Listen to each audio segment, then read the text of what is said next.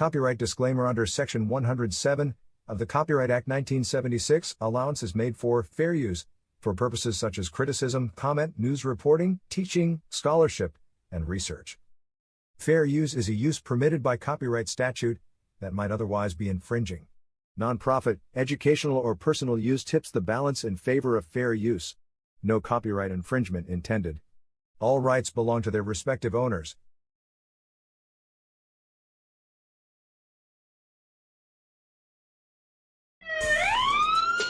This is War Cry. We're on the walls crying out for our children, our communities, our schools, our churches, our families. This is War Cry. Welcome to our reality. Gun violence. Chicago, Philly, Detroit, New York, Atlanta, just to name a few. Our black children are dying day by day. This is War Cry. Police brutality. Hands up! Don't move. I can't breathe. Hashtag Black Lives Matter. Hashtag All Lives Matter to Christ. This is War Cry. Drugs, rape, mass shootings, school violence. This is War Cry. Galvanizing people to pray for our children and to take action. Let's march on Washington. We want prayer back in school. This is War Cry. Cameras, memorials in every corner in our neighborhood. Who died this weekend? Oh no, not Miss Martha's grandson. This is War Cry. He was only 16. His brother died last year. He was only 13. This is War Cry. We the people. We're the elected officials. This is War Cry. We need the church. Where's the church? Only on Sundays. Get to the streets, church. We need you out there. This is War Cry. Girl, be gone. Boy, be gone. Mothers crying. Fathers being locked up. Welcome to our reality. Identity crisis. This is War Cry. Oh, they're trying to remove our history off the textbook. Oh, critical race theory? It makes them feel bad. It's our reality. Fake reality shows. We want the real truth. Stay woke. This is War Cry. HBCUs under attack. This is War Cry. Equal pay for what we do. We want a reparation. This is War Cry. Ashes to ashes, dust to dust. Wait a minute. Is that somebody else they're burying that looks like us? Only 12. This is War Cry. Oh, let us come together and pray for our young people, pray for our communities, pray for our schools, pray for our churches, pray that the government gives us what we need, a fair opportunity. This is War Cry, home of the brave, land of the free. Who's free? Our men are locked up.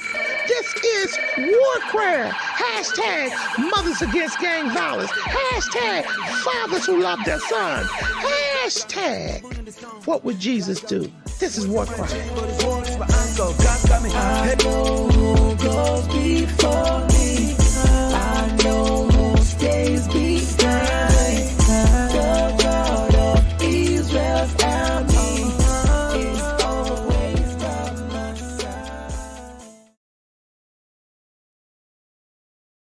This is War Cry, and welcome family into another episode of War Cry. We appreciate you joining us, family.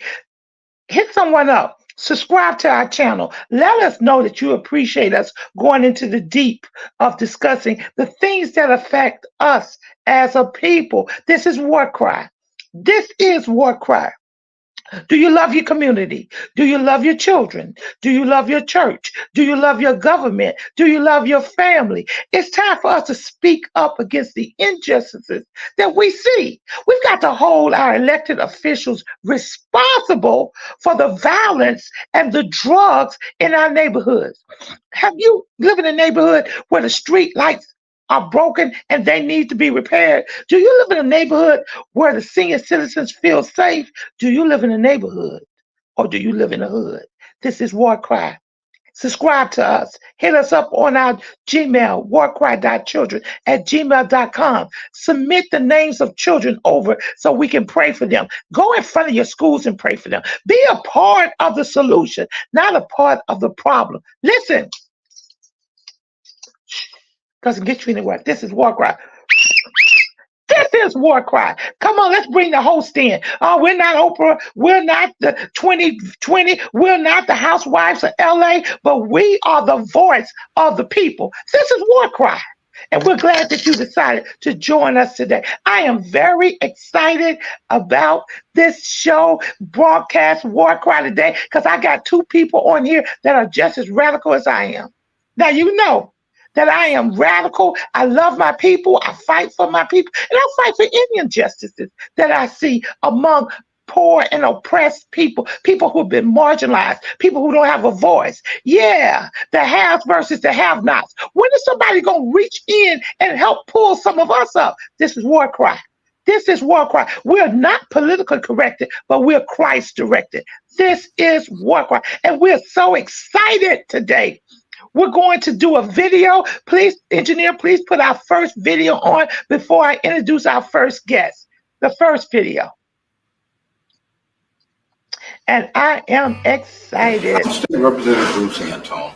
And as a state representative, I am the people's representative in Tallahassee. So not only do I represent the 180,000 folks that live in the district I represent, but I represent everybody across the state of Florida. So you have to get involved. You have to call your elected officials, whether it's a city council person, county commission, state representative, state senator, U.S. congresswoman, U.S. senator, and you have to communicate what are the issues that are negatively impacting your community. Okay, is there too much crime? Is there too much traffic? Or is trash not being picked up? Are there too many planes flying too low over your community? Is there too much trash on the street? You have to get involved so that you can make sure that your community is not left behind. We are the change that we've been waiting for. Yes, I want to introduce you to Florida State Representative Bruce Antone. Representative Antone, please come on and tell us something about yourself. I just wanted basically to do the introductory video.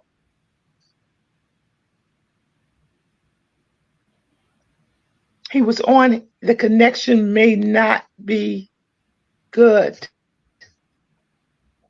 Okay, then let's go to the next video. Sometimes his connection could have been cut off or he may have been called away. Let's go to the next video.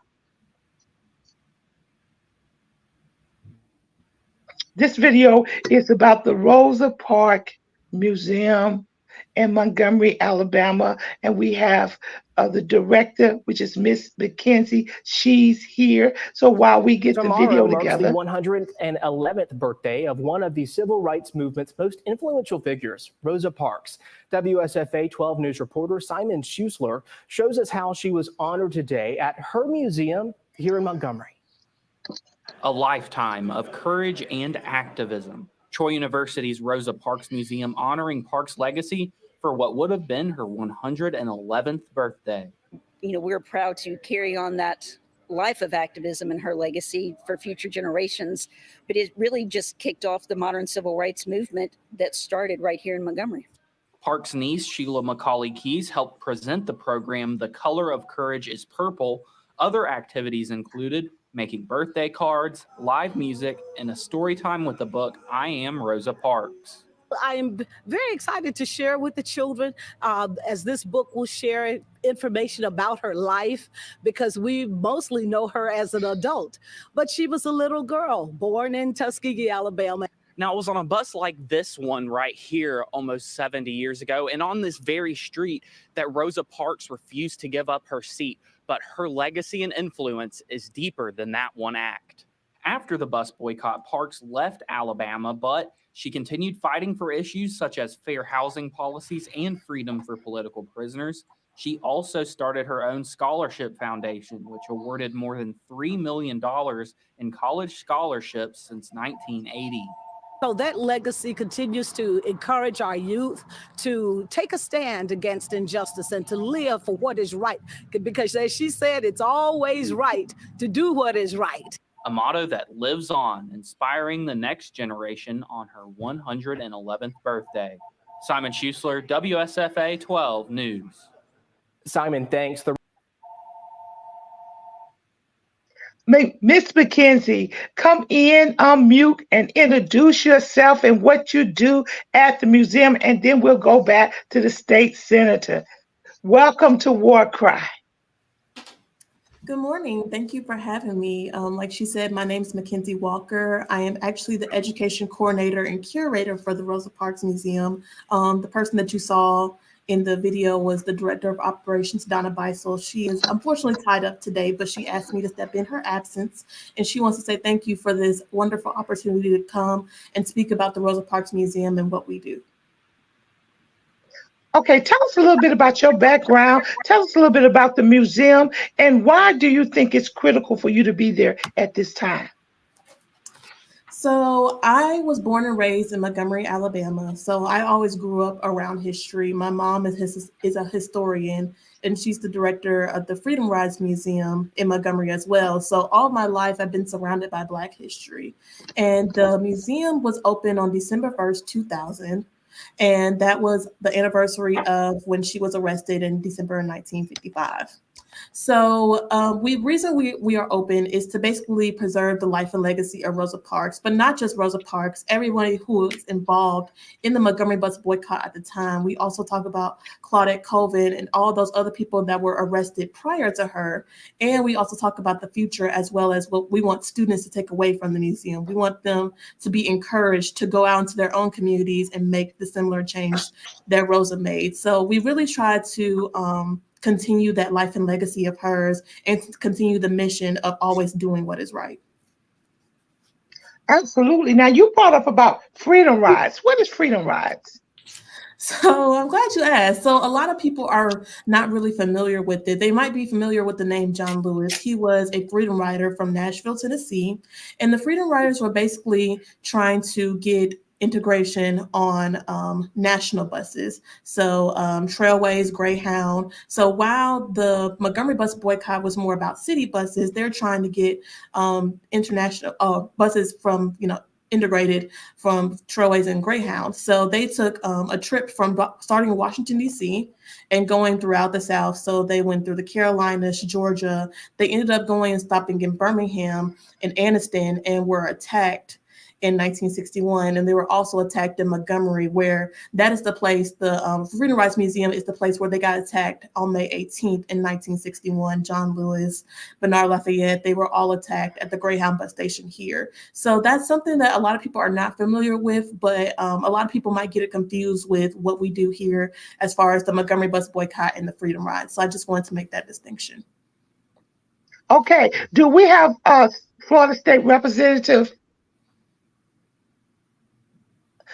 He just texted me. He said that he cannot turn on his mic, but Florida State Representative Bruce Antone, he is responsible for introducing a bill to build a $50 million museum in Orlando, Florida.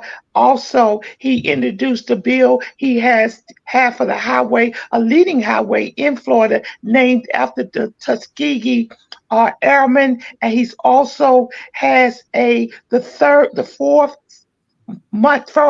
Thursday in the month of March is Tuskegee Airmen Freedom Day. He's having difficulties coming on. We're trying to work that out in the background. But as we proceed on with the show, we do have Bishop Edward Lee Johnson on, and we have Reverend Patton on. So I want you guys to introduce yourself. Well, I'll defer to Miss Patton first. Go ahead.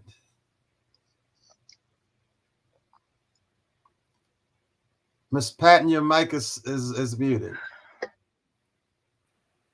There okay. All right. Good morning. I'm happy to be here. Had a little problem getting it on, but God be the glory. I'm here. This was to show you that I've been an educator for many, many years, and I had written my dissertation on the African American for the New York State Algebra Common One Regents examination, where we examined how our children were responding to the Algebra 1 Common Core Regents examination. The findings were not surprising, but it's been very difficult. And that finding that we have found during that time is that our children was not producing because the level of how they were introducing the algebra had changed, and the children were not able to grasp it. So that has been like an ongoing conversation in the educational community. And then with COVID hit, and the children were not properly educated, which has always been my situation that I have been always concerned about, because when the children are not properly educated, they cannot properly succeed. And that has to do with everything, not only education, Rosa Parks Museum, the Black History Museum, all these things encompass our children and open their minds for them to be educated, for them to understand not what they need to do academically, but who they were in the world and who they are in America. Okay, Dr. Johnson. Good morning. I'm Edward Johnson. I'm a pastor. I'm a father. I'm a husband. I'm an author. I'm an activist. I currently work in a historic town here in the greater Charleston, South Carolina area that was founded literally 2 years after the Civil War by freedmen who left the city of Charleston and traveled about 20 miles north on the South Carolina Railroad and purchased about 500 acres of land and established this little town. It's currently called Lincolnville because they named it after Lincoln, because he was instrumental in helping to free the slaves through the Emancipation Proclamation. And I didn't know when I came here 40 years ago that the Holy Spirit was preparing me to do the kind of activism that I'm currently doing, but I'm writing my 27th book as we speak.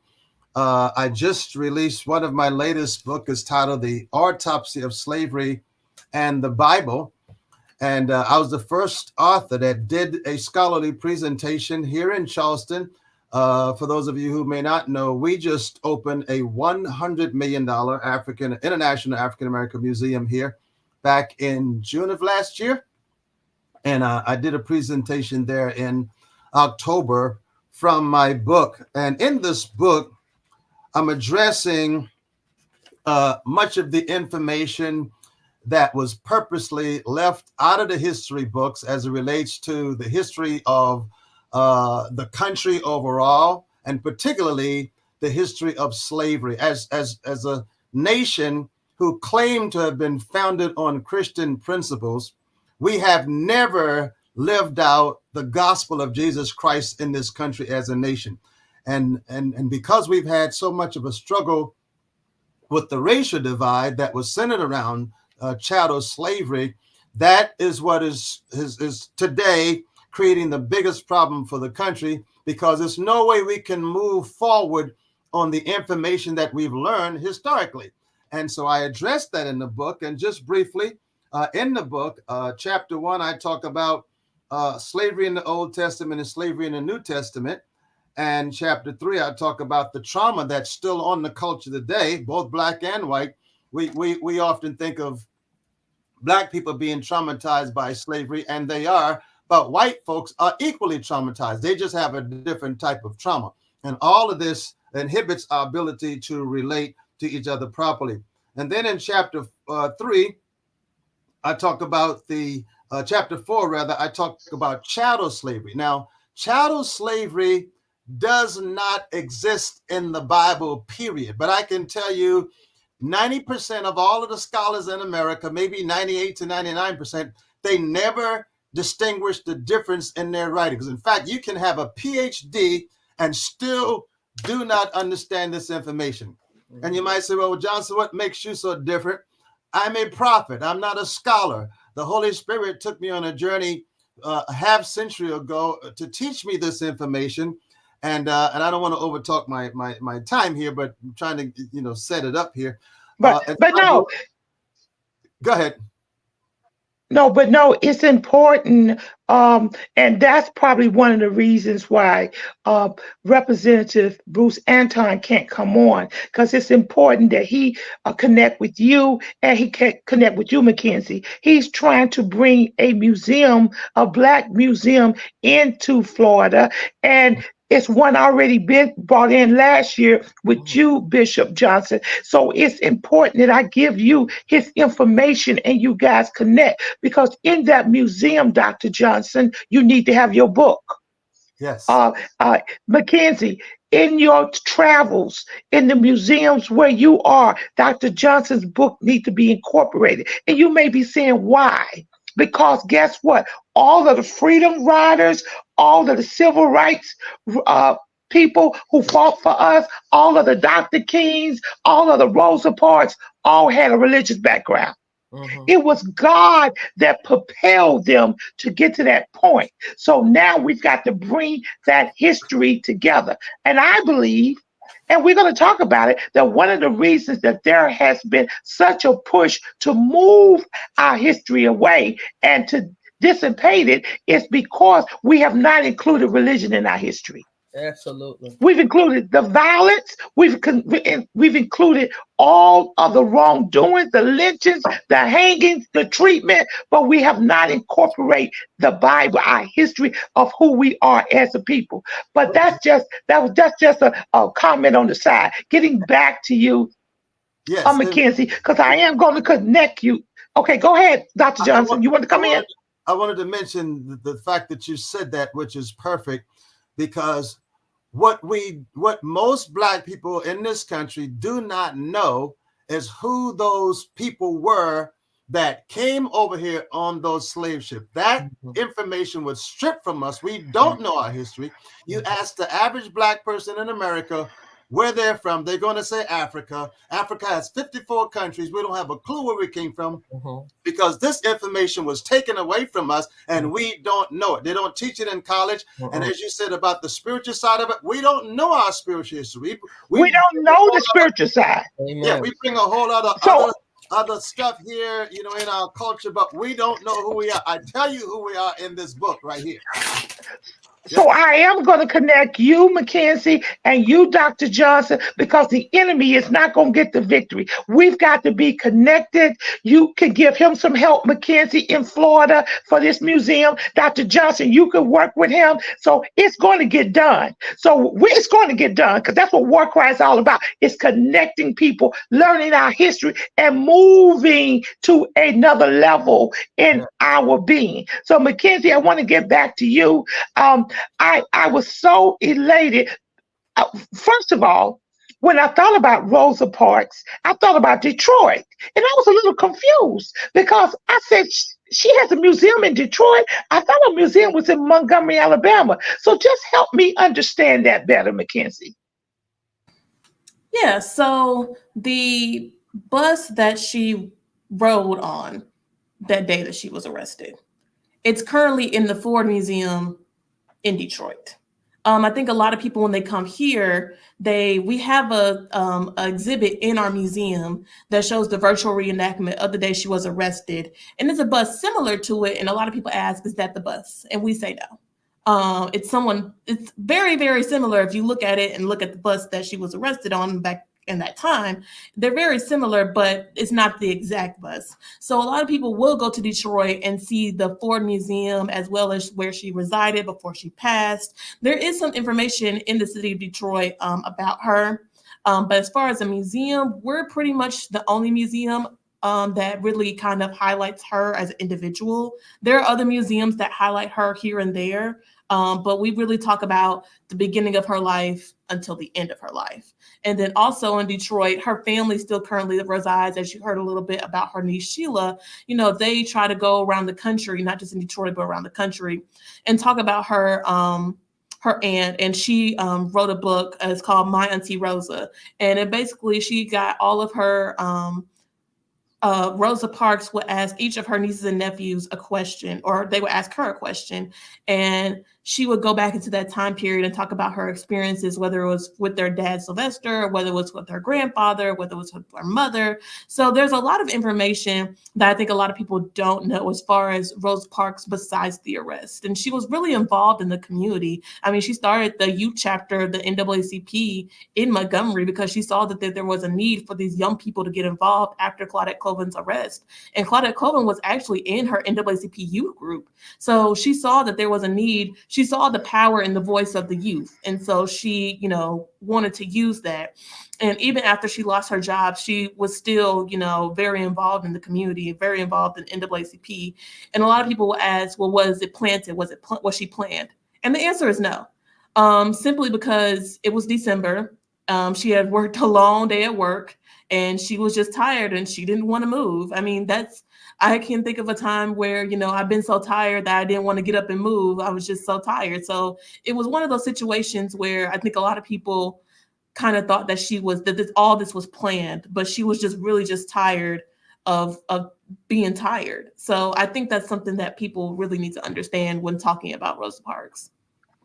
Now, McKenzie, I'm going to come in and I'm going to say, I'm tired. I'm tired of the injustice that our people are going through. I'm tired of people trying to tear our history down, trying to hide our history. I'm tired of the blood violence. I'm tired of the gang violence. I'm tired of the human trafficking. I'm tired of we not knowing our history. I did a survey and I thank God, Representative Bruce, you're on, because I prayed you on. I said that I was going to make the connection because I got Dr. Johnson here, I got McKenzie here, and guess what? You need to know them. You're trying to push for a museum, and now I'm going to give the mic over to you. Tell us something about yourself and what you're trying to do.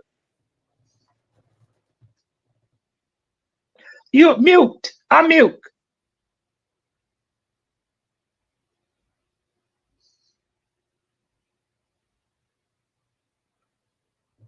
Still can't hear you, brother. He got a microphone issue. He unmuted himself, but there's a connection problem somewhere with your microphone. Yes, you have a connection problem. If you can hear me, Dr. Johnson said that you have a connection problem. You may have to do it. Yes, plug that up because we're going to get people connected. That's going to happen because I have on my Juneteenth shirt. It's a little radical. I'm a little bit before Juneteenth, but I want to let you know who we are and what we stand for. This is War Cry. This is an urban radio station, and this is speaking up against those people who don't have a voice, and also it's connecting people together for change. So I see the House representative. He went off again. He's still having technical trouble. I'm going back to you, McKenzie. How many people go through the Rosa Parks Museum, and how is it publicized? Is it on the Chamber of Commerce website? So when visitors come into the state or to the city of Montgomery, that everybody knows is there. Tell us a little something about it and what's in there. Yeah, so we are not only on the Chamber of Commerce website, we're on pretty much any tourism site that you think of that's in Alabama, because a lot of civil rights history happened in Alabama. So they really wanted to take the time to make sure that everybody has a chance to see it, even if it's not on Experience Montgomery, which we're on, or Birmingham, Tuskegee, all these surrounding areas, we're still on their list as far as the museum. As far as attendance goes, really, we're looking at between, 15 to 16,000 people a year. We have a lot of groups, especially in February and March, because, of course, Black History Month and Women's History Month. And then also in May with those schools getting those last minute field trips in. The summer is kind of a little bit slower. We do have some family reunions come down, but we do have our Juneteenth festival that happens on the Saturday before Juneteenth. And so a lot of people do come down and celebrate in that. So, and then it kind of picks back up in September, October, December with football season with Alabama State University, a lot of their people that are traveling to come down to the games, they want something to do and specifically to get as much Black history as they can while they're here. So they would tend to come to our museum, Freedom Rides, the Legacy Museum. So we're on a different couple people's radar. And not only do we want to promote our museum, we promote all the museums in Montgomery and also in the surrounding areas. We talk about the Selma and Lowndes Interpretive Center, which discusses the Selma to Montgomery March, as well as the Tuskegee Airmen Field, the Oaks, which was Booker T. Washington's house, Tuskegee University. We definitely want to make sure that we're keeping those surrounding cities as partners. That way, we can still be connected, as you said. And even if we have big or little events, we definitely want them to get exposure as much as possible. Okay, Reverend Patton, do you have any question you may want to ask Lindsay right now before she goes on? Yes, I just wanted to say to Mr. Johnson, I have read your book. Well, I have read your book. So much. I have it all highlighted. I have it all. How did you hear about it? From Elder Montgomery. Okay. We were on on War Cry. On War Cry. And she talked about the book. Okay. I ordered the book. I read the book. So I want you to know that I've read your book. I've highlighted it. I've gone back. I've made references. It was a breath of fresh air to hear another perspective, a holy perspective on what was going on in our history. Yes. Well, it was okay. So I wanted you to know I read your book. Thank you so much. So that's your 5-minute plug. For everybody listening, we want you to go on Amazon, including you, McKenzie. We are going. I am his spokesperson for the Northeastern District. As if we can sell 2 million books, I get a 10%. So let's go, War Cry, and it goes to helping the urban community. It goes to scholarships for our children. That's what it goes to. Not one of our funds go in our pocket. It goes to pick up and spread the news of War Cry. Now, he can never, the book is, even though it's at a minimum cost, you can never he can never pay you for the research he put in there. But that's enough plug for you. Do you have a question for McKenzie? You have a question for McKenzie? Yes. I just wanted to say that the information, well, I sort of have a comment and a question. The information that you have given has been so valuable to make the people, when we go on tour and stuff, to see what is going on in our history. The question that I had, and maybe you had answered the question that I had was about Rosa Parks herself.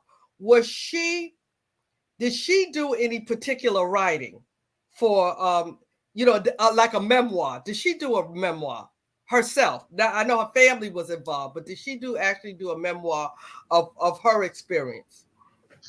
So Quiet Storm is one of her memoirs. It was an autobiography, and even though she wrote it, but she was kind of telling the person the information they wrote it. I don't believe it's published anymore. We don't sell it, but I don't believe it's published anymore. Okay. That's the closest as far as any type of writing that she's done. She didn't really do any journaling, really. She had a really good memory. Yeah. So all of the things as far as books and research that people have done, it's pretty much her just telling her story and telling it over and over again without missing a beat. And that's the same thing with a lot of the elders. They have good memories as far as what they've been through, what they've experienced. Same thing with Fred Gray. He's written a couple of memoirs, and he goes on to speak. I believe he's 92 or 93, and he's still as sharp as he was back then. So a lot of these people, they're really going off of telling other people their stories. And so she didn't really do much journaling because she just always was telling her story, whether it was around the country, around the world. So a lot of people really wrote it for her, but she kind of told her story, if that makes sense. Okay. Yeah. No, we call it oral transition. Yeah. That's what we do. And that's how the Jews story is over and over again, because they repeat it to their generations and generations. We have the state representative on, but he's still saying that his voice, his mic is not working. Can you hear us now, state representative, or are you still having difficulties? You still having difficulty? Well, I'm going to give you the phone numbers you need anyway. Just listen. We're going to have it fixed and you're going to be back on because you are just as radical as we are. This is War Cry. We want you to subscribe. We want you to share. You know what? You're not going to find another station like this, another podcast, because guess what? We're for the people, by the people, and we stand with the people. This is War Cry. Now, do you have any questions that you might want to ask State Representative Dr. Johnson? Not State Representative, I mean McKenzie, Dr. Johnson? I was very, sorry. Not in particular. I'm very familiar with Rosa Parks, but I haven't done a lot of deep diving into just her life per se. But I'm happy to hear that, you know, she's being on display, you know, because this history must get out. I did hear some time ago that they were saying that you know, it wasn't Rosa Parks who was actually having the issue on the bus, that she was planted there because she was already actively involved in the civil rights movement. So, you know, you hear a lot of stuff, but it's really, to me, it's irrelevant because it didn't change the fact that Black people was going through the kind of horrific issue they were going through, driven by white Christians, by the way. I know. And that's really the issue. So thank you. Now, please mute your phone if you're not speaking. Now, I have Representative Bruce on deck. You can hear, right? You can hear. Okay, great. You can hear. I want Dr. Johnson to tell you about the Black History Museum that's in, I think it's Charlotte. Is that where you're from? No, Dr. Johnson is Charleston. Charleston. I'm sorry. How can I forget from Charleston? Because I know you're instrumental in bringing a museum too. So tell us about the $100 million museum there that you spoke at, Dr. Johnson. Yes, it's an international African American museum. It's probably about half of the size of the museum that's in Washington, D.C. I've been to both. So this one was $100 million project. The one in Washington is about $500 million. But they are displaying the fact that 40 to 50% of all of the slaves who came to the shores of America came through Charleston, South Carolina. In fact, they put that museum right at the same port area where they disembarked the ship and got on. So they did a beautiful job there. And the museum opened up in July of last year. And I had several pre-trips into the museum prior to it opening. And we're talking about the Bible, and of course, about my book. The first thing I was looking for when I got in the museum, I was looking for a Bible. The one in Charleston, the one in DC has several, but this one at that point did not have a Bible in it, and it speaks to just how much we are not aware of who we were. Those people that came across on those slave ships, they wiped that information away from us, and we're still struggling to get it back now. But the museum is an excellent place to get started in trying to learn some of the history. But until we understand the biblical side of this, it's never going to really make total sense to us what happened. And I give you the full story in this book because I've studied this information for at least 40 years now. And they don't teach you this stuff. They don't teach you this stuff in school. I have a younger brother with a PhD, and he doesn't know this information. I had to teach it to him. Now, I want to tell you, Representative Bruce, is that we're going to do a three-way call. You're gonna hear the voice of Dr. Johnson and hear the voice of McKenzie, because I want to make sure people are connected together. We know that you're facing some struggles. You're getting some playback from some of your counterparts about even the placement of the Black History Museum in Florida. They want you to put it in the city of St. Augustine, and you want to keep it in Orlando because of the foot travel that go there. So I am going to connect you with these two people. So don't fear. We're going to connect. We're going to connect. We're going to connect. Now, let's go back to you, McKenzie. Why do you think, first of all, where do you get your funding from? And what support do you get from the Black churches, McKenzie? So we are owned and operated by Troy University.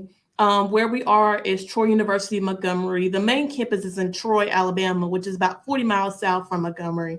So we are a public institution, and a lot of our funding does come from grants as well as private donors.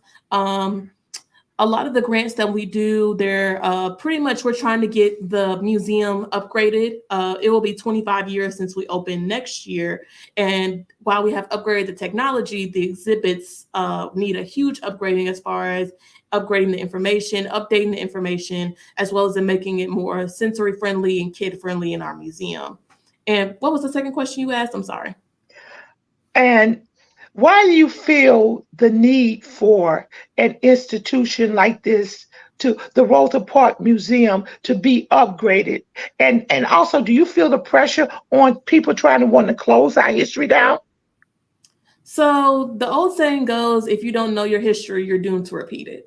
So if we don't know our history, we're doomed to repeat it, or we're doomed to go back into those enslavement days, as far as enslavement in the mind, enslavement in financial crisis, enslavement in all types of aspects. And so I think it's important because, especially for young people like me that want to get involved and to keep it going, because these people that have started, they're either, gone on somewhere, or they're, retiring, and they don't have the energy anymore. They're getting into their 70s and 80s, and it's time for them to pass on the torch. So it's important for people like me that are young, that have the energy, that want to educate the children, that want to educate the people in Alabama, who want to educate the people around the country and around the world, not only about Rosa Parks, but Black history, period. There's a lot of history that goes on even past the Montgomery Bus Boycott. One of the things that we discuss in the museum is that even though on the bus you could sit wherever you wanted, the bus stop was still segregated. So you still had to wait. Oh, wait, hold it. Let's go to that. When we fought and got the right to sit on the bus, right, we could sit anywhere we wanted to sit. Right. And I grant you, I think it was still uncomfortable. I think we still felt the pressure of being Black sitting in the front. And sometimes I write a book, and the book said, why do we still go back to the back of the bus? I mean, in New York, our school kids get on the bus, and guess what? They feel more comfortable going to the back of the bus. And we fought to sit in the front of the bus. So I think our mentality is still kind of twisted up a little bit, because we still kind of have that generational trauma where we feel more comfortable sitting back instead of up front. And read that book. It's Why Do We Go to the Back of the Cafeteria? Why do we go to the back of the bus? Why do we go to the back of the classroom? We don't want to be up front. Now that's critical. Now, you said that the bus stops were still segregated. So you mean to tell me if I can get on the bus and sit in the front, I still got to stand over on the left side of the bus stop, and not with people that are different color than me? Is that what you're telling me? That's exactly right. So you would have to still sit at this colored section of the bus stop. You could sit anywhere you want on the bus, but at that bus stop, it was still segregated. And that's a lot. That's the point that we try to drive home to people, is that, the Montgomery Bus Boycott ending didn't stop the segregation. It just found different ways. So like I said, the bus stop being still segregated, the buses on Greyhound and Trailways, they were still segregated. All this segregation still going on. A lot of people have this notion of the Montgomery Bus Boycott ended segregation, which is not the case. Even now, still some places in Montgomery are still very much in that mindset of segregation. There's still poor Black neighborhoods, and there's a lot of people wanting to move out east because that's where the money is. That's where a lot of white people feel comfortable living, and they're going to keep building out east until there's nowhere else for them to go. And so that still leaves Black people on the west side who are still struggling. They can't sell the houses because the neighborhoods are terrible. They're filled with violence. They're filled with just bad things happening. And so I feel like people don't understand that segregation is still alive. It's just in a more modern form. Now, let me just jump in and ask a question. We know Martin Luther King played a big part in the Montgomery bus boycott. How long did the boycott last? For what you know, did a lot of the churches participate, or were some churches or were some black churches pull back? Because we heard that a lot. Not only did we hear in his writings, Martin Luther King said that a lot of black churches did not want to participate in the boycott. Back at you, McKenzie. So the boycott lasted 382 days. A lot of people say 381, but it's actually 382 because 1956 was a leap year. So it's 382 days. And to your point, a lot of black churches did not want to participate. They were very hesitant because they were fearful of the retaliation if people had known that they were participating in the boycott. The only real ones that were really participant were Holt Street and Dexter. Everybody else was really, really kind of hesitant because they knew that if their employer had found out that they were participating, if they had found out that, or a friend found out and told somebody, that they would be fearful of losing their job. And their job at that time was their livelihood.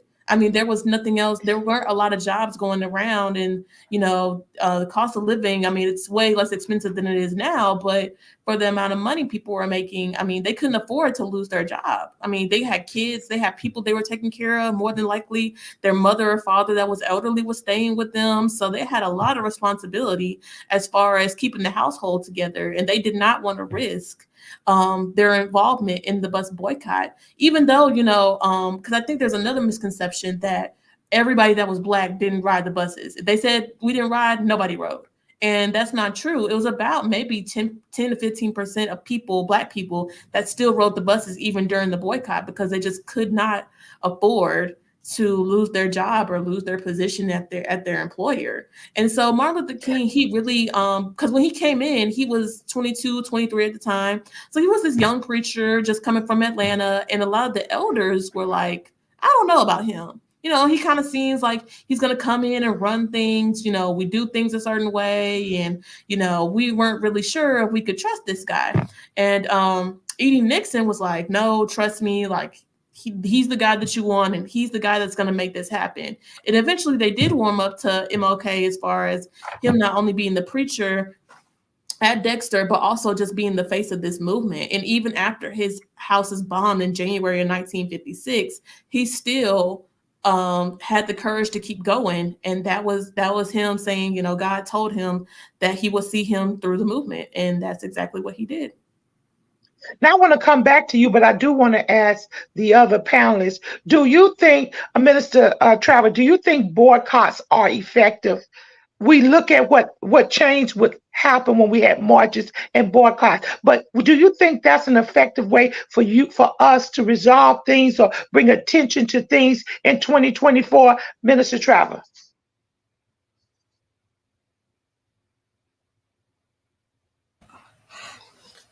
Yes and no. It has its place in our history, but it has not been the only way to be effective in our history. I think that we need to use our economical power. We have power economically that we need to use. We spend billions and billions of dollars in this country from hair care to shoes to clothes to everything. We support these institutions. So boycott is one step, but we also need to use our economical power to get what we want from this country, because we spend billions of dollars on things that you don't even realize how much money we spend on clothes and designer things and blah, blah, blah, blah, blah. We need to use that economical power to let them know who we are. Okay, Dr. Johnson, do you think, based on what we know about our past and where we are now in 2024, that boycotting is an effective way for us to go to bring change? Personally, I think that we're in a whole new different world from where we were 40 to 50 years ago, when Black people were more segregated off into community to themselves. They were willing to fight for issues that was more germane to them. Over the past 50 years, we've gotten a whole lot more freedom. We're making a whole lot more money. So you're not going to get a strong block of Black people to do anything for the most part politically. other than, go to the polls and vote, and you don't get a lot of that. And so personally, I think we're going to have to try to start thinking more in terms of, our roles as real Bible believing Christians, and not the traditional white supremacy Christianity that we've been taught, that's cloaked in denominationalism, because I think that's a part of our biggest struggle right now, is that we've got all these major churches, call them Black churches in our communities, and you have basically no relationship with these pastors in their community. So we're so spread apart now. I don't think that method is going to work anymore. We need collaborative effort, but we also need to include good white people in on our campaign as well, because that's the way Christ. Absolutely. Yeah.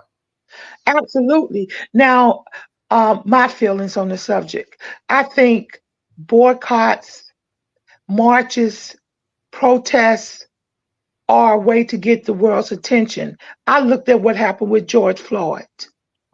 The world can speak through passive resistance and the gathering and the coming together, and we can get the attention of the world that way. And that's what happened with George Floyd and many other people that protest throughout the world. That's why we have the George Floyd bill that's still sitting on the desk of at the White House and not passed yet. And we need to get the bill passed. Now, economical resistance is still a boycott to me. It's still a boycott. If we don't even know who's sitting on the boards of the products that we buy, we don't even examine the cast of the boards to see if they have the same agreements that we, or the same value systems that we have. We don't even know if they support our Black institutions, our Black colleges. We don't know if they give to our Black organizations. We never examine that. We just buy. We just buy. We just buy. Just as Christians, we don't know if some people sitting on these boards are atheists and Satanisms. And we don't know, because as a people, we just buy. And I think we really need to know who's sitting at the top of these things that we support. Do we have anybody sitting on the boards of Pepsi Cola, on the boards of McDonald's? Do we have people that represent us sitting up there? And we don't care because we just buy. McKenzie, back at you. What do you think? So I think boycotts are a good strategy point as far as getting people's attention. I think the way the young people are trying to boycott now when it comes to Israel and Palestine, they're not having any structure behind it. They're just kind of acting off impulse. They're angry, they're upset, and they have a right to, but they're getting the people's attention for 5 seconds and it's on to the next news story. I mean, people are walking out of graduations, people are doing things as far as, protesting on their college campuses, but it's not really keeping anybody's attention. It's not really a whole bunch of, CNN, MSNBC, they might do a news story about it, but it's not constant coverage of these young people are doing this, these young people are doing that. And so I think a lot of things one of the things I think people need to understand is that boycotting, there's a structure behind it. There's a way to do it as far as how it's going to be effective. Because after they saw in the Montgomery Bus Boycott that after a day that, okay, we think that this could work. And so they voted, hey, do we want to keep it a day or do we want to keep going? And the people of the community decided, we're going to keep going until there's actual change, paper in hand, change done. And so I think the young people today are just looking for that instant gratification and not thinking of the long-term effects of, okay, are you going to keep going because it's trendy, or are you going to keep going even when you're not trending, even when you're, getting only 10 and 15 views? Are you still going to keep, how passionate do you feel about this topic? And so I think that's something that people have to ask about themselves. Do they feel that do they have this passion for, as far as the topic that they're protesting about? I mean, George Floyd, it was all over the world. I mean, and they said we were going to keep, I mean, it was COVID, so people ain't had nothing else better to do. So we were like, we're going to keep protesting until something is done. And so, you know, people are now, it's just slowly dying off. They see that that's effective, but now people have no structure behind it. They're not going to their representatives in their state. They're not going to their representatives in their local communities. They're not going to their school board saying, hey, why are these libraries, why are you telling us that we can't read these type of books about our history? And so that's where they had to start. You can't, my mom always says, you can't eat the elephant in one bite. You have to start off small. Start with your local, you know, start getting voted, you know, voter registration. The more votes you have, the more power you have. You know, start doing the small things in the community and then work your way up into the White House, then the state legislators and whoever, because they're not going to take you seriously if you're just doing one little protest. They're like, you know, not that you need to go and burn somebody's house down or something, but you need to, you know, keep it going. Like I said, even if it's 10, 15 people that are liking your Facebook post and you're really passionate about something, you have the heart to keep it going, then keep it going, even when nobody's looking. The people in the boycott were not looking to get international attention. They just wanted to get the attention of the mayor. Was like, hey, we're gonna, since you said we deserve this treatment, well, you don't deserve to get paid. I mean, $3,000 a day in 1955 is almost $1 million today. I mean, that's how much money the bus company was losing. You got to hit their pockets. And so these young people, they're not understanding, it's not clicking to them. I think eventually it will, but with a little bit more help from the elders, and that they sit there and observe and take in all that knowledge, I think they'll get where they're trying to get, where they're striving to get. But I Now, can I let me just answer this question. With just 1 minute, Dr. Johnson.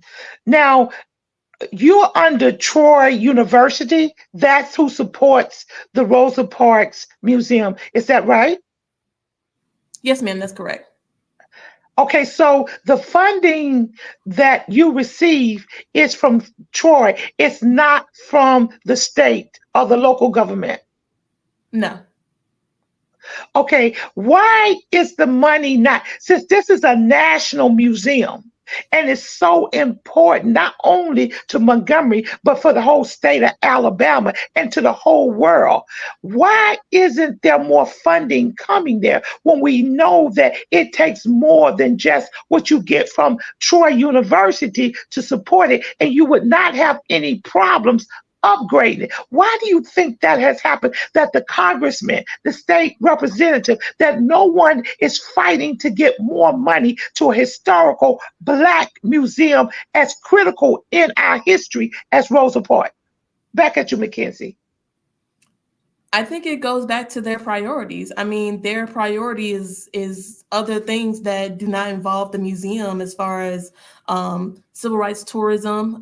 They feel like the Legacy Museum is one of those things where, you know, it's going to bring the most people. They've upgraded to almost 2 hotels. Well, the hotels will be done at the end of this year, and then 2 more restaurants. So, you know, I think personally they just don't see us as a priority. Now, when we get to the 70th is going to be next year. And of course, everybody's going to want to jump on a bandwagon of, oh, we want to donate. Oh, we want to do this. Oh, we want to do that. And we're actually in the early planning stages of that for next year now. Well, in the next couple of months. But I think it's because we haven't let them be a priority. We haven't gone to the Capitol, which is up the road from us, and said, hey, we need to talk to Governor such and such because we need more funding. This is what, if you truly feel this way about Black history and whatever, we want to get more funding. How do we get that? How do we get in touch with people? And if you're not going to give us the funding, then we're going to go out and get it on our own. I mean, that's how, you know, African Americans have made it this far. We haven't been handed anything. And so I think, you know, it's just, we haven't really tried to even rely on even our own university. You know, they might give us some support here and there, but as far as the events that we do, as far as the summer camp that we do, we fund that, you know, basically all on our own between donations and private donations from the state and local legislatures. Even with the Juneteenth Festival, J.C. Love, who's our probate judge, our mayor, is donating money for sponsorship for us. So it's not like Troy University is handing us $50,000. We have to go out there and tell our local legislation, the people that are talking to the governor on a daily or weekly basis, hey, you know, I'm giving money to these issues. And maybe they'll tell other people in their Congress. They'll tell other people in their circles, hey, this is what I'm doing. This is what I believe in. You know, they need funding. They need help. And so, you know, it's word of mouth. And then all of a sudden we're going to get contacted. So I think it's just really us not really pushing to have the government and the state government. I mean, they're not really involved as far as what we do, as far as being present, besides maybe a ribbon cutting down now and then. But other than that, that's not really, you know, their priorities as far as right now. Now, and before I let Dr. Johnson come in, I want to say something. Our Vice President Kamala Harris has been pushing for our Black institutions to be receiving more funding. And I think all our Black museums should be also receiving that funding. And before we go off the air, I'm going to have you make the announcement on how we can even send money to support. Private donors can support. Dr. Johnson, you had a question. Well, it's not a question, it's basically a comment. The tragedy that we've experienced in some of our more modern catastrophe over this racial issues is we've had our own people who have not been integral when money started to come into our hands. I mean, when the situation happened here in 2015 with those 9 people getting murdered in the church in Charleston, 25 minutes away from where I'm sitting right now, you wouldn't believe what was going on in the news and in that church the months and years afterward. All that money and attention that was coming into that church. Do you not? There were multiple lawsuits in the church with the families and the church members. I mean, it was the most craziest thing you'd ever believe. And I'm saying it is a crying shame in the face of one of the worst racial history in the history of the country, and you've got us doing this kind of stupid stuff when people are putting all of this money into this project, and we have not been integral with it. And you can say the same thing about the Black Lives Matter. You know, I've seen some of the footage, and if y'all can refute it, you know, I'll you know, back down from this. But they claim over $1 billion went into that movement, and that money was squandered in the location in the community where they claim they were doing something with it. So we have sabotaged our own interests because we don't have spiritual integrity. That's why we see so much of this foolishness coming out of these churches now on the internet, because we're not doing God's work. I'm sorry, but that's our biggest issue. Valerie, you're muted. You're muted, Valerie. Unmute your mic. I say, preach, Dr. Johnson, preach. I see state representative. He might not can come in, but he's shaking his head in agreement with you. Preach, because guess what? Our integrity as Black people sometimes comes under scrutiny ourselves. We don't have the best intentions behind it. Yes, I agree, McKenzie. The boycott was organized. They had men of integrity. And let me just move aside. They had the church, they had preachers in front, and I'm not saying every pastor has that integrity, but the ones that was on that boycott, the ones that volunteered, they actually stayed there to the end. And I'm telling you the truth. I might have been one of the ones riding on the bus. I might have said, okay, bye. I got to get to work. I got to be at Miss Martha's house, and y'all not going to make me late. But guess what? They did it, and everybody benefited. So now we're here in 2024, and we've got to do something different. The church still got to be first. I know you're hearing me, House Representative. Dr. Johnson should be a part of that Black History Museum that you're putting together, because the church has always got to be present. Dr. Johnson's book should be in Rosa Parks, because the church always got to be present, because we got to know who we are first. See, it is God who brought us this far, and we want to just move it aside. The march was good, but God was in front of the march. The Kairos moment took place, and we was able to secure it. And I ain't preaching for Dr. Johnson. I'm just preaching the truth of the matter. And it wasn't about our Blackness. We got Blackness tied into this. It's got to be about our spiritual foundation. That's what got us free. It was the spiritual side of us. That's it. And let me say something else. It should be a museum for Till. Emmett Till should have a museum. His mother exposed him to the brutality of what people did to us. And I salute her today. I salute her today to have her son laid out so America could see the ugliness of what we did. Not we, but what was done unto him, an atrocity that was done to her son. So it's the exposure. It's brave people like yourself, McKenzie, young, that's going to lead the next generation. Period. Now let us know how we can help. Let's put it out there. How can you give your 5, your 10, your 100? We got a lot of Black millionaires, McKenzie. I just want to let you know. Oprah could give money. Jay-Z, do you want me to call him out? Could give money. Do you want me to call him out? Michael J. could give money. All these rich basketball players, football players, tennis. I don't want to go that way with him because he didn't know what he was, but he could give money. Tiger Woods. He could give money. We can support our own self. We are the answer to our own problems, not white people. White people have stood beside us. It was many white freedom fighters that died.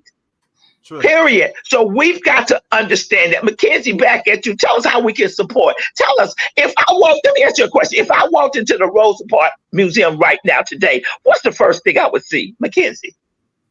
So you will walk in and there's a bust of Rosa Parks, her sitting in what looks like the seat that she was sitting in when she was arrested. And so a lot of people like to take a picture with her sitting next to her as if they were sitting next to her at that time. And so people are like, oh my God, that's so cool, and things like that. And then you would go in, you would see our gift shop, which is full of books. It's full of neat souvenirs. A lot of the books that we sell aren't just about Rosa Parks. They're about Martin Luther King. They're about John Lewis. They're about Joanne Robinson, who was the president of the Women's Political Council, who basically got the flyers out to everybody. I mean, come on, 50,000 flyers in one night. I mean, that's crazy. In 1955, they had to work overtime to get that. I mean, you can get that in probably an hour somewhere now. But I mean, so we talk about those people. And well, let me step in. It shows the unity of Black people. Right. It showed how unified. It showed them working together collectively for one thing. Period. In their mind. When we work together in unity, we can accomplish more together. Period. And we don't need no Judas with us, because there was Judas in the camp. But Martin Luther King, actually, he came against those Judas. It was a Judas that turned him in. I won't call the name, but yes. But when we work together collectively, we can make things happen. Rosa Parks is a part of our. We know she was not the first person that had this issue with the bus. We know that. But we know that her movement actually propelled us to another level in our understanding and in riding the bus. Back at you, McKenzie. Let us know how we can help, what we can do, how we can support. Back at you. So yeah, so you can go to our website. It's www.troy.edu/Rosa Parks. And you can go to our website and see basically what we do all year, information about our museum, information about Rosa Parks. And we have a support tab on that website to where you can make a donation, whether it's $5, $10, $100, $100,000 if you wanted to. Any little bit helps. And so, yeah, that's it right there. So if you all wanted to go to that website and just see what we're doing, we're definitely excited about the rest of the year and going into the next year. We are working on virtual reality with her. We're launching this big app. It'll be launching in August or September, as far as having Rosa Parks right next to you and telling her a little bit about her life as if she was there. So that's something that I'm really excited about. And I think it's really going to change the way that museums are ran, because it's one thing to read information, but it's another thing to actually visualize it and see Rosa Parks, because a lot of the kids that come through our museum, they were, not even born when she was, when she passed. So it's a great tool to have as far as this VR and AR. So we're definitely really, really excited about that, as well as our Journal Go app that basically gives a little bit more information about the museum, a little bit more information about what we do and what we do outside of the museum. We do a lot of events throughout the year. Like I said, our Juneteenth festival, we celebrate Rosa Parks Day, we celebrate her birthday. So I'm really excited. Excuse me, when is Rosa Parks Day? When is Rosa her Parks day? Day is on December 1st, 1950. Well, December 1st of every year to commemorate the day she was arrested.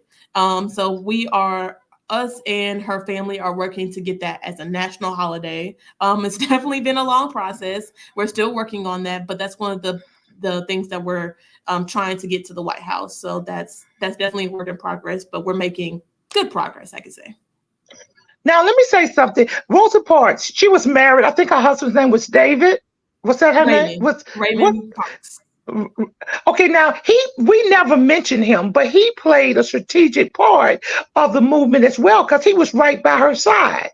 Every step of the way, even when she was, very apprehensive. And it was one night that she talks about in, I believe, Quiet Storm, where James Blake, the guy that was driving the bus the day she was arrested, she had an encounter with him about 12 years earlier than the actual day of her arrest. She got on the bus and she paid. And a lot of people don't understand that when you paid at the front of the bus, but you had to get off the bus and go through the back of the bus if you were Black.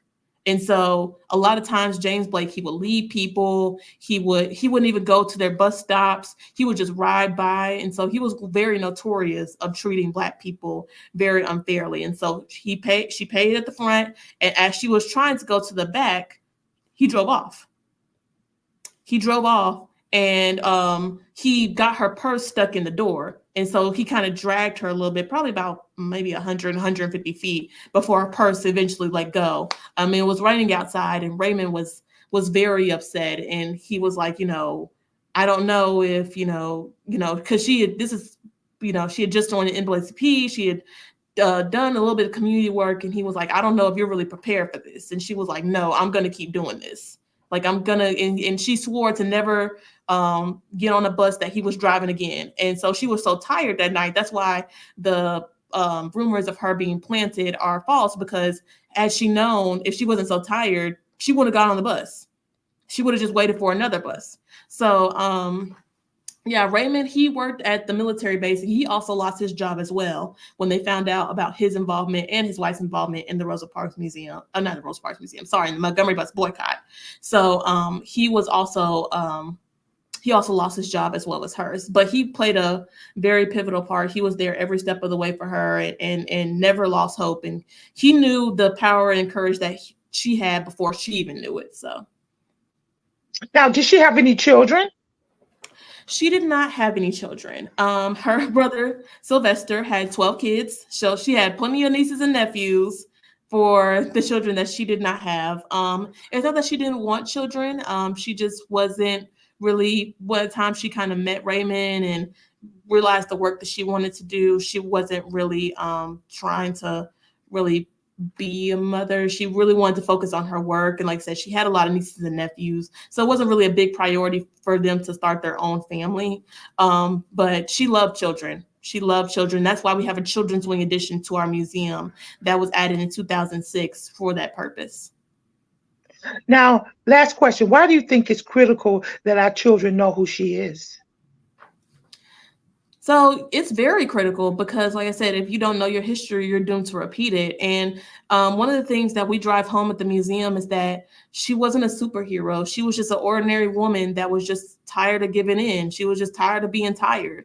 And so we try to tell children that you don't have to have these accolades. You don't have to have 10 degrees and all these things that society is telling you to have. If you want to make the change, all you have to do is go around to your local neighborhood. Even if you want to try to get a cleanup done in your neighborhood, go around and start a petition. All you need is a couple of 100 signatures, and you got a movement started. Or even if you're tired of the violence, if you want to try to make change in your schools, if you want to try to make change in your community centers, or if you want to try to make change in your own state, you start and you start connecting with people that are in those positions, like your city council, your school board, the people that your parents might work for. They might have some insight of how to help you. And so that's what the message that I want to leave with people is that she was not an ordinary citizen. She was an ordinary citizen, but she did an extraordinary work. So.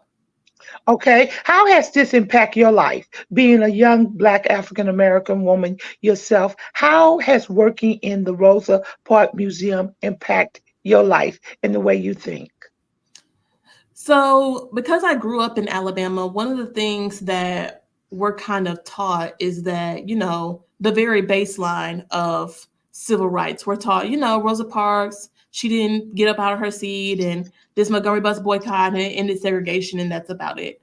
But to see people that look like me work in a museum about Rosa Parks, it makes me happy because these are the type of people that should be working at the museum, people that look like us, people that have the passion that I have as far as Black history to keep it going. And, like I said, our 70th anniversary is coming up next year. I'm hoping that there's going to be another 70 years of this museum and another 70 after that. So for me, it's just really impacted my life for the people that I've met, the people that have come through the museum, the people that are really important. We're hoping to have, whoever's president, well, not whoever's president, but if Joe Biden and Kamala Harris get another term, we're hoping to have them next year for our 25th down here. So really just making those connections and really trying to better the museum every single day. Okay, Minister Trevor, who comes from the motherland of Africa, she don't wear anything but African garments. What are your comments, Minister Trevor, as we begin to close the show? What do you feel about what you've heard and the importance of keeping our legacy alive, Minister Trevor?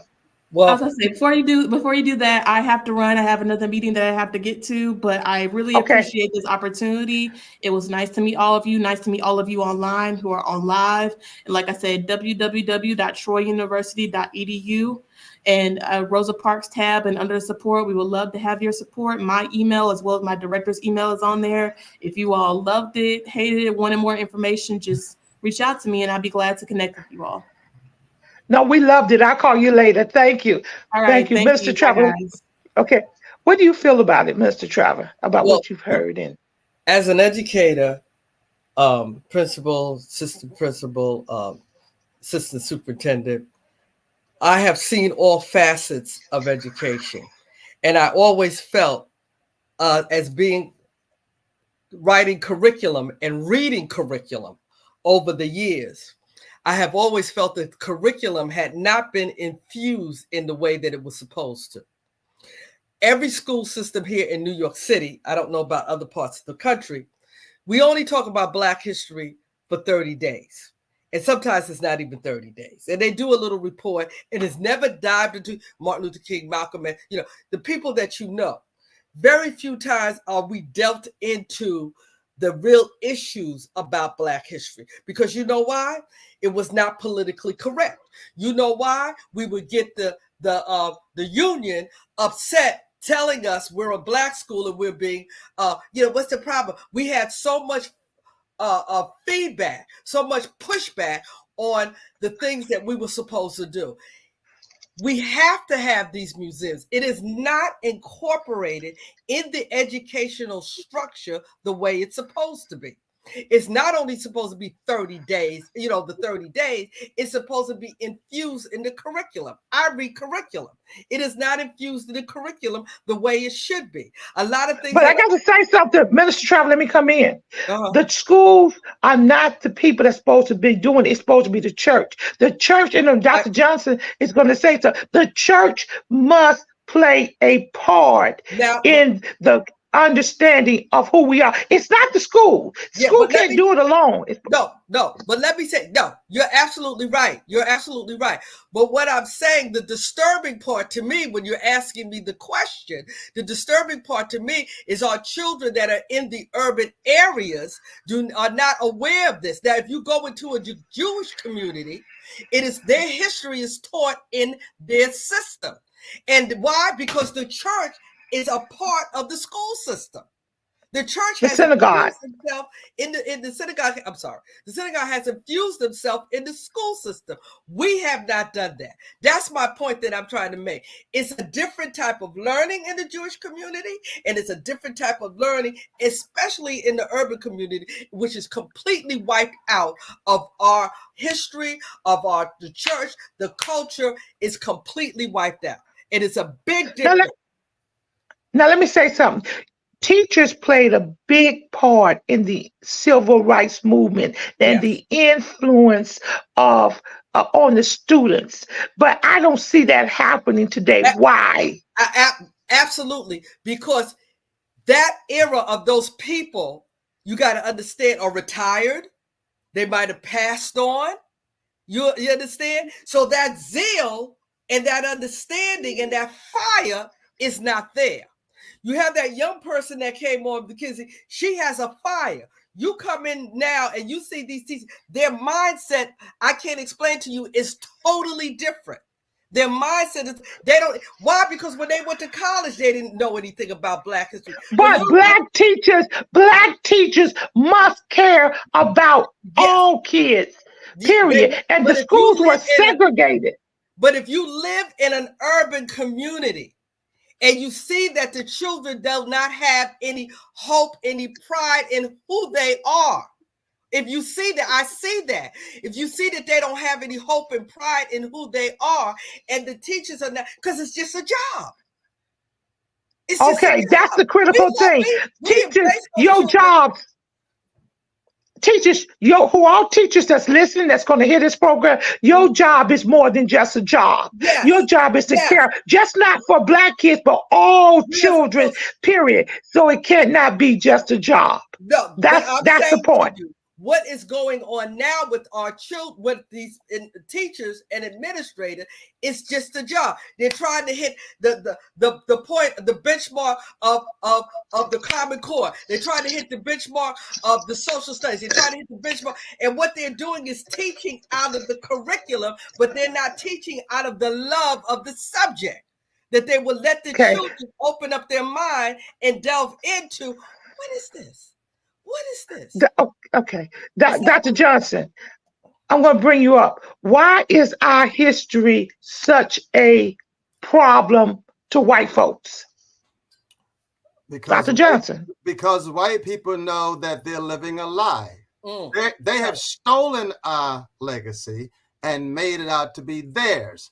And now that some of us are really, really coming back into this knowledge, they're trying to rewrite history. In fact, I'm scheduled to meet with a guy in about 30 minutes. He came here last week. This is a white guy, very accomplished dentist. He has dentists, 10 or 12 different locations of dentist schools around. And he's one of those white guys that are trying to deny the history of America. I was telling him, he has this book. He said he read it. He didn't read the book because I told him that America was not a Christian nation based on the Constitution. He said, what do you mean? I said, God, Jesus, nor Christ is mentioned one time in your Constitution. That's not a spiritual document. And he said, well, slavery wasn't a part of America founders. I said, the 3/5 clause in the Constitution and the Fugitive Slave Act is in the. He didn't know none of this stuff, and everything he was coming up with, he's talking this modern day stuff like Rick. What's the guy named down in Florida? The governor, Rick. He's talking. The governor. He's talking this modern revisionist history stuff. These Trump followers, they're ignorant of history and they're mad because they're seeing the gains that Black people have made over the last 50 years. And they're doing everything they can to try to crush this information. But again, this happened because of God, and they're not going to be able to stop it. But our biggest problem as Black people today is our spirituality. We have got to get spirituality back. We don't have that root that we had 50 years ago. This generation today, this is a cookie and candy spoiled generation. That's why they go and burn down stuff. They don't care. We got a different generation, and until we get this moral compass back, I'm afraid to think of where we're going. This is war cry. You heard it first here on War Cry. It's not politically correct, but it's Christ directed. So this is War Cry. Join us next week for another exciting show if you want the real deal. Now, if you don't want the real deal, then continue with the fake news, as one of our ex-presidents said, and that's all you're going to get. It's fake news. War Cry, we're praying for you. We want you to pray for the kids. We want you to pray for the government. And guess what? Jesus is still king. This is War Cry. Love you guys. Love you. Love you. Love you. Love you.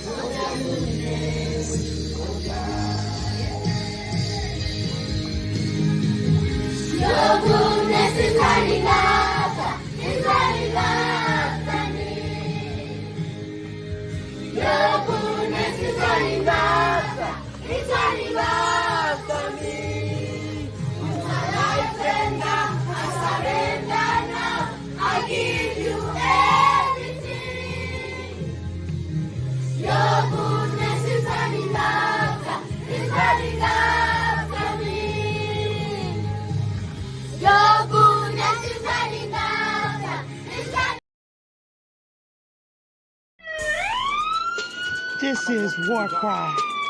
We're on the walls crying out for our children, our communities, our schools, our churches, our families.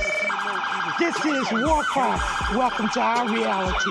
Gun violence, Chicago, Philly, Detroit, New York, Atlanta, just to name a few.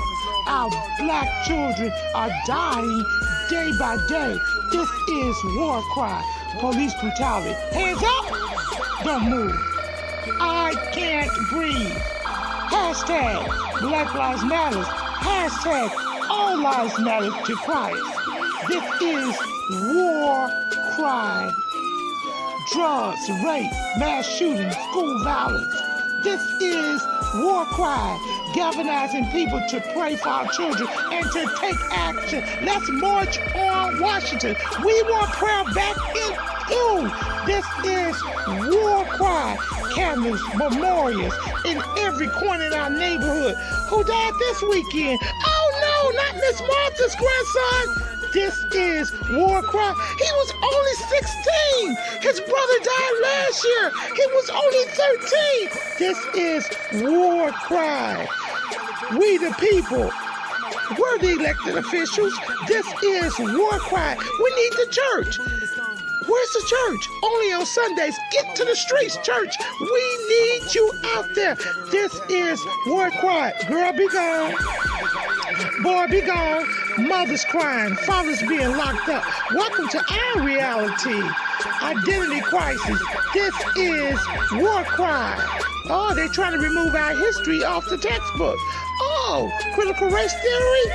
It makes them feel bad. It's our reality. Fake reality shows. We want the real truth. Stay woke. This is war cry. HBCUs under attack. This is war cry.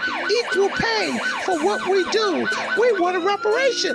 This is war cry. Ashes to ashes, dust to dust. Wait a minute. Is that somebody else they're burying that looks like us? Only 12. This is war cry. Let us come together and pray for our young people, pray for our communities, pray for our schools, pray for our churches, pray that the government gives us what we need, a fair opportunity. This is war cry, home of the brave, land of the free. Who's free? Our men are locked up.